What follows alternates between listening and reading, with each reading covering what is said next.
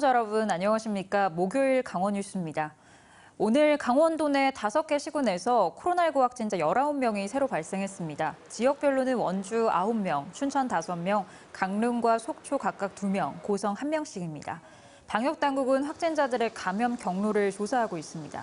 이로써 강원도 내 누적 확진자 수는 6,712명으로 늘었습니다.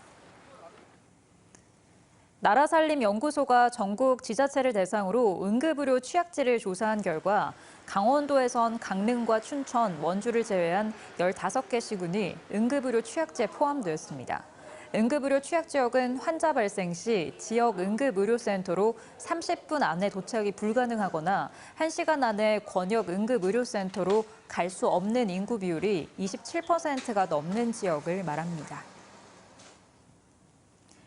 태백 매봉산을 관통하는 국도 35호선 삼수령 터널 인근 도로에서 또다시 차량 통행이 전면 금지되고 있습니다. 도로 지반 침하와 균열 때문인데 태백시가 원인 조사에 나섰습니다. 조현주 기자가 보도합니다. 국도 35호선 삼수령 터널 인근입니다. 2차선 도로 100여 미터 구간에서 균열과 지반 침하가 발생했습니다. 일부 구간은 지반이 최고 15cm까지 내려앉았고 이렇게 어른 손가락이 다 들어갈 정도로 틈이 벌어져 있습니다.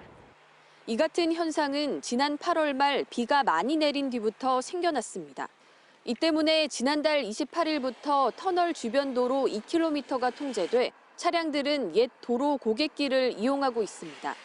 그런데 도로 균열과 지반 침하는 지난해 8월에 이어 두 번째로 복구 공사를 했는데도 같은 문제가 되풀이된 겁니다. 작년에도 그랬는데 올해도 빨리 이렇게 복구돼가지고 차들이 끌려 다녔으면 좋겠어요. 삼수령 터널과 주변 도로는 지난 2017년 말 원주지방국토관리청이 건설 준공해 태백시로 관리권을 넘겼습니다.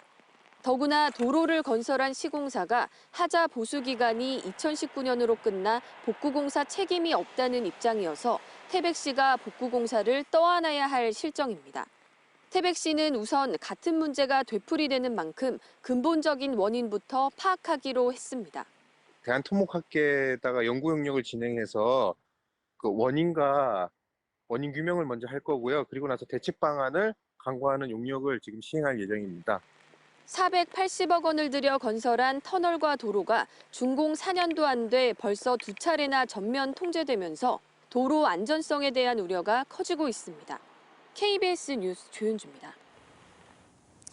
속초시가 코로나19 백신 접종 사실을 알리는 표지판 5,500개와 스티커 5만 장을 추가로 제작해 배포합니다. 속초시는 해당 표지판과 스티커를 배포한 결과 사적 모임 제한과 방역수칙 위반 등에 대한 오해가 해소되는 등 음식점과 카페 등에서 반응이 좋아 이같이 결정했다고 밝혔습니다. 산림청 국립수목원이 비무장지대 DMZ에서만 자라는 희귀식물인 개느삼과 금강초롱꽃의 자생지를 세계자연보전연맹 중요 생물다양성 지역으로 지정하는 사업을 추진합니다. 사업 대상 지역은 철원과 속초 등 강원 북부의 DMZ와 인접한 땅 1,340제곱킬로미터 구역입니다. 중요 생물 다양성 지역은 멸종위기 생물의 보존과 과학적 가치 연구를 위한 국제 보호구역으로 우리나라에는 40곳이 지정돼 있습니다. 강원도가 이달부터 농산물 잔류 농약 검사 항목을 기존 210여 개에서 460여 개로 2배 이상 확대합니다. 검사 항목 확대는 최근 식품의약품안전처의 식품 기준 규격이 일부 개정됐기 때문입니다. 강원도는 올해 들어 780여 건의 농산물 안전성 검사에서 부적합 사례 5건을 찾아냈습니다. 보건복지부가 국회 보건복지위원회 소속 강기윤 의원에게 제출한 광역지자체별 총병상수 자료를 보면 2017년부터 올해 6월 사이 강원도의 병상수가 전국에서 가장 많이 준 것으로 나타났습니다. 강원도의 병상수는 2017년 17,900여 개에서 올해 6월 16,700여 개로 줄었습니다. 이는 4년여 동안 7.2% 감소한 겁니다.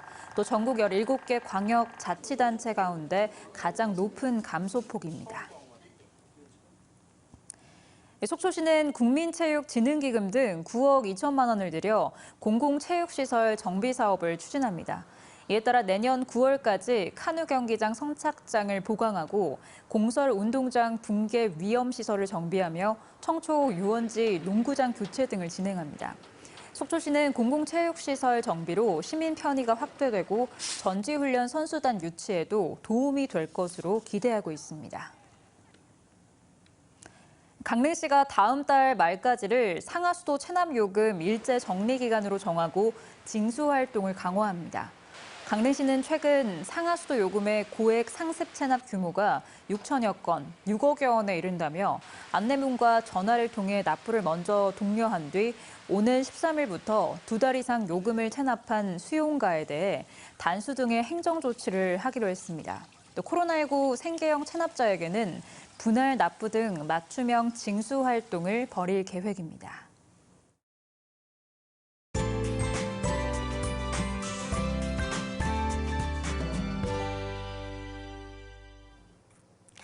중부지방을 중심으로 비구름이 산발적으로 퍼져 있습니다. 현재 원주와 횡성 등 영서 곳곳에는 약한 비가 내리고 있는데요. 영서에 내리는 비는 오늘 낮이면 그치겠고요. 반면에 영동 지역은 동풍의 영향을 받으면서 오후부터 비가 시작되겠습니다. 예상 강수량은 강원도에 5mm 안팎으로 양이 적겠습니다. 하지만 영동은 동풍이 계속해서 불어들면서 내일과 모레까지 비가 꽤 길게 이어지겠습니다.